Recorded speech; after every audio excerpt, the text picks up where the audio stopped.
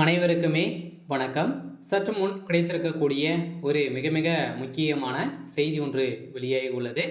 சற்று முன் பாலியல் விவகாரத்தில் இவர்தான் அந்த சார் அப்படின்ற மாதிரி அறிவித்த புலனாய்வுத்துறை பார்த்தீங்கன்னா அதிரடியாக களத்தில் இறங்கியிருக்காங்க.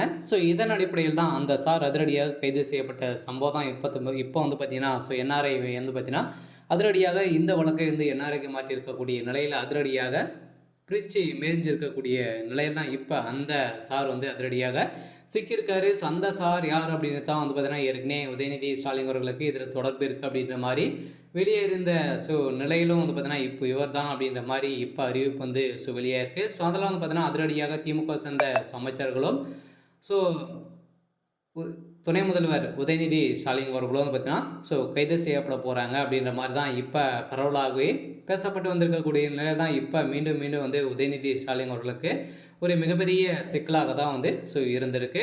இதை பற்றி இந்த வீடியோவில் நம்ம பார்க்கலாம். அதுக்கு முன்னாடி நம்ம சேனலுக்கு இப்போ தான் நீங்கள் முதல் முறையாக வந்திருக்கீங்க அப்படின்னா மறக்காமல் நம்மளுடைய சேனலை சப்ஸ்கிரைப் பண்ணி சப்போர்ட் பண்ணுங்கள்.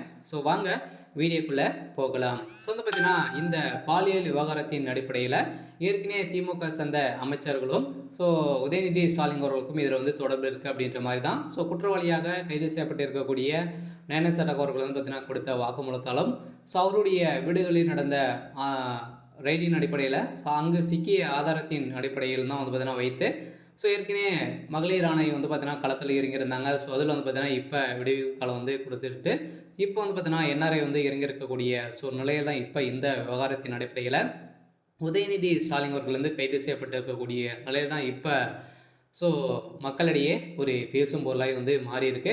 ஏற்கனவே மத கலவரங்களை செய்திருக்கக்கூடிய உதயநிதி ஸ்டாலின் அவர்களை இப்போ பார்த்தீங்கன்னா பாலியல் விவகாரத்திலும் சிக்கியிருக்காரு. இதில் எக்கச்சக்கமான வீடியோக்கள் மூலமாக 50க்கும் மேற்பட்ட வீடியோக்கள் மூலமாக இவருடைய ஆதாரங்களும் சிக்கியிருந்த அடிப்படையில் தான் இப்போ இந்த விவகாரத்தின் அடிப்படையில் இவர் தான் அந்த சார் அப்படின்ற மாதிரி சொல்லியிருக்கக்கூடிய நிலையில் ஏற்கனவே இதற்கு உறுதுணையாக இருந்த திமுக சேர்ந்த அமைச்சர் சுப்பிரமணியன் அவர்களும் பார்த்தீங்கன்னா கைது செய்யப்பட்டிருக்காங்க.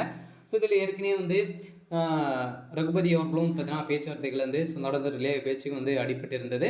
அவரும் கைது செய்யப்பட்டிருக்காரு. அதனால் பார்த்தீங்கன்னா இதில் சம்மந்தப்பட்ட அனைவரையுமே இதில் கைது செய்யப்பட்டிருக்காங்க. அதனால் இந்த விவகாரத்தில் சிக்கிய உதயநிதி ஸ்டாலின் அவர்களுக்கு என்ன தீர்ப்பு நீதிமன்றம் வழங்க போகிறாங்க அப்படின்னு தான் பெரிய கேள்விக்குறியாக இருக்கு இல்லையா.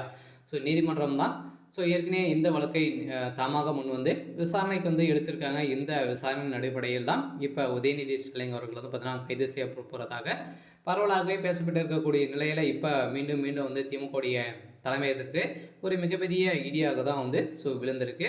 இருந்தாலும் என்ன நடக்க போகுது அப்படின்றத வெயிட் பண்ணி பார்க்கலாம். இது மாதிரி செய்திகளை தெரிஞ்சுக்கணும் அப்படின்னா மறக்காமல் நம்மளுடைய சேனலை சப்ஸ்கிரைப் பண்ணி சப்போர்ட் பண்ணுங்கள். தேங்க்யூ.